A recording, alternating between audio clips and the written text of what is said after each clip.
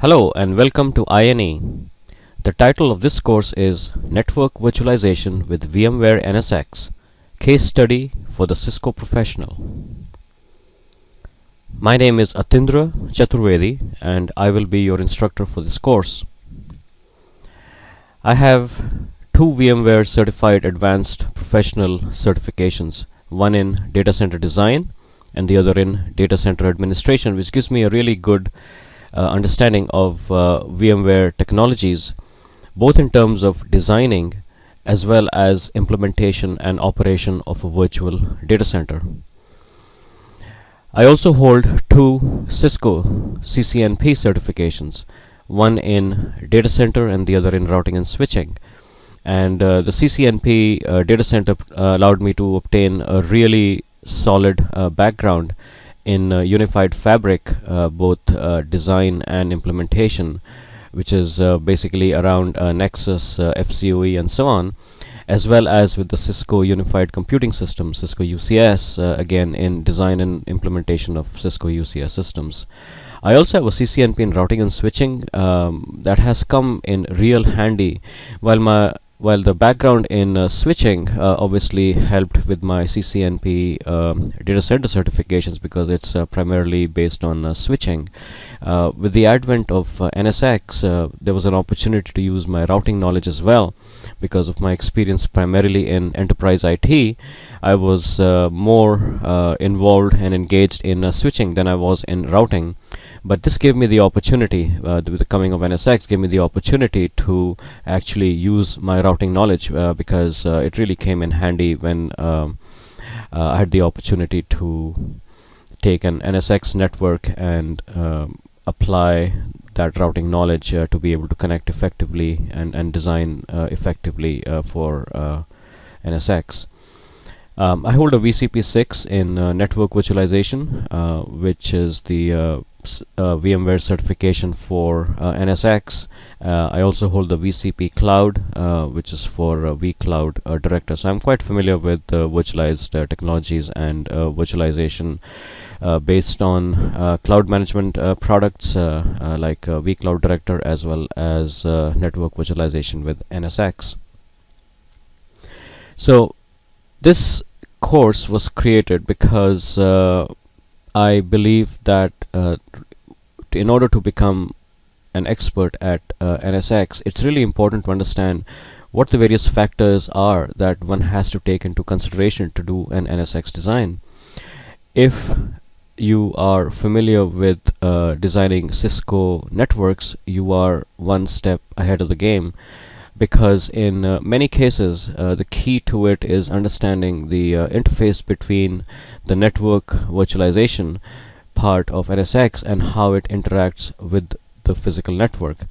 In my previous course, which was for Cisco professionals also, where we concentrated more on understanding the basics of NSX and understanding some design principles also behind it, this course will focus exclusively on NSX design. So the assumption I have here is that you have an advanced understanding of not just Cisco networking or data center switching, but also the fact that you need to understand routing to some degree. So again, a base level CCNA, at least slightly advanced more than CCNA in routing, would be very, very useful, because routing is now used as the mechanism by which NSX is interfaced with the physical network, which is quite different from the way things usually are accomplished in data centers using switching rather than routing. That is changing.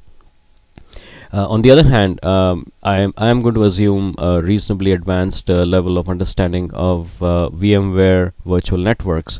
So I would highly recommend one of the earlier courses in this series for the Cisco professionals, so that you get an understanding of what is really necessary to understand virtualized networks. I also have a course in NSX where I go through all the components of NSX and and actually sketch out for you the various design options that are possible in many cases in terms of how to create an NSX network, and we go through all the capabilities as well. So you need an understanding of NSX. If you don't understand what a logical switch is, or more importantly an edge services gateway and the capabilities it has, then I think you need to take a look at an earlier course in the INE catalog for NSX, and come up to speed with that. It'll just make things very much easier in this, because I do have to make some assumptions, and that people have an understanding at least at the level of those two courses, one for NSX and one for the VMware virtualized network, because this course would otherwise be far too long. Is this only for Cisco engineers? I think the answer is no. It's not really only for Cisco network engineers. NSX is a data center phenomenon.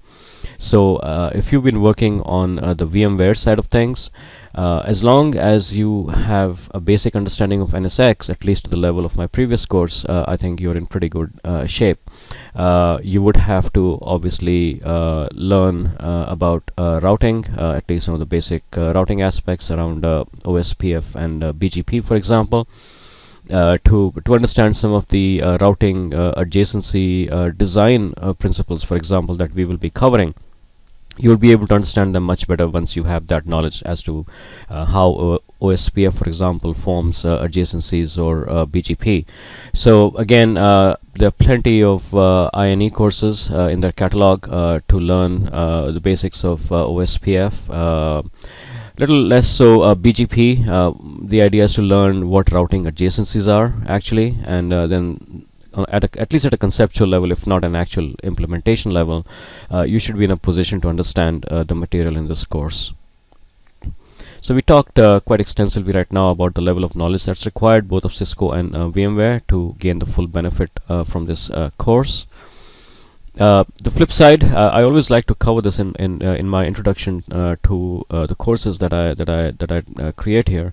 The flip side for me in terms of NSX design is really the virtualized network design, the VMware virtualized network design, because you are talking about designing one side, which is the NSX side, but that on one hand is based on the design of your VMware virtual network, and on the other side it has an impact on the design of the physical network. So it kind of lies in between, and that's why it's really important to again I want to re-emphasize, it's really important to be sure that you understand Cisco networking and routing, at least to some degree, especially some areas of design around virtual port channels and things like that, and also in VMware have a good understanding of the distributed virtual switch,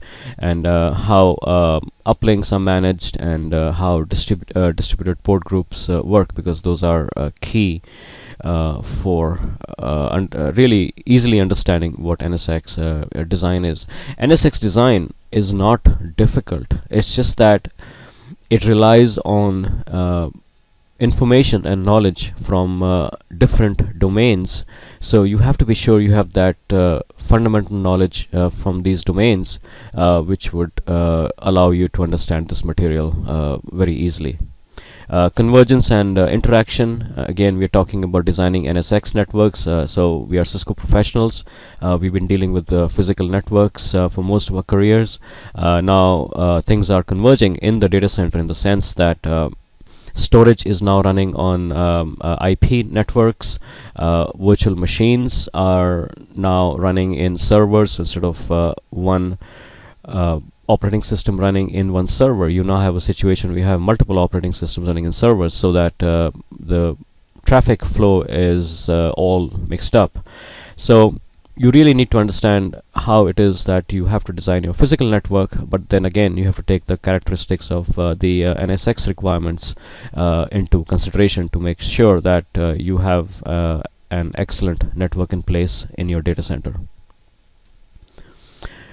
Our goal in this course is to obtain a strong understanding of VMware NSX design and application. So I'm really talking about design. The focus of this course is on design. So I will not be doing labs, for example, on virtual switches and edge gateways and so on.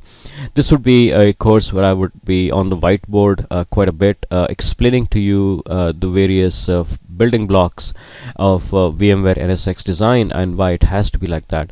I will also talk about its interaction on the physical side with the physical data center network, and also on the virtual networking side on the VMware DVS distributed port groups and DV uplinks. So we will understand the VMware NSX design principles. So there will be about 5 or 6 blocks of information that I'll cover. For example, one would be the implications of routing adjacencies. That has to do a lot with what capability the edge services gateway brings to the picture, but then it interfaces with virtual networks on one side and with physical networks on the other side. So from the design perspective of both, on one side you have your DV uplinks, and on the other side you have your design of the access layer.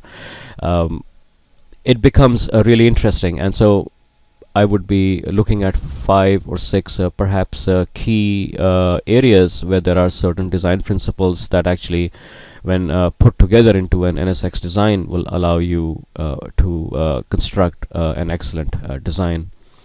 So we will also talk about the design principles for the underlay network. So while in this case the course is really focused on VMware NSX design, there has to be a really good understanding of the underlay network and the design principles for the underlay network, because it's quite likely if you're designing an NSX network, you are going to talk to people who are actually engaged or designing the underlay network, and it's important that you understand what is required there, so that the two parties are actually able to communicate during the design and not after the implementation, when things don't work as well as they should have. We'll do a design study. The design study is not an intensive design study, intensive in the sense that I will not be looking at network design principles from scratch. So we will not be designing our network from basics, either the physical network or the virtual network. We are going to make some assumptions in terms of constraints that apply, and then see how the NSX design, and we will focus exclusively on the NSX design, how the NSX design would actually be implemented in this kind of an environment. So that's how we will be in a position at the end of the course to understand the design implications for the underlay network, the design options that you have for the underlay network, the design principles for the various NSX components, and how things come together. Most importantly, we'll cover the interaction between the physical and the virtual, and I gave you the example of routing adjacencies with a edge services gateway that has interfaces both on the physical side and interfaces on the virtual side. So it becomes a really interesting design study. And as I said before, we will put it all together into a case study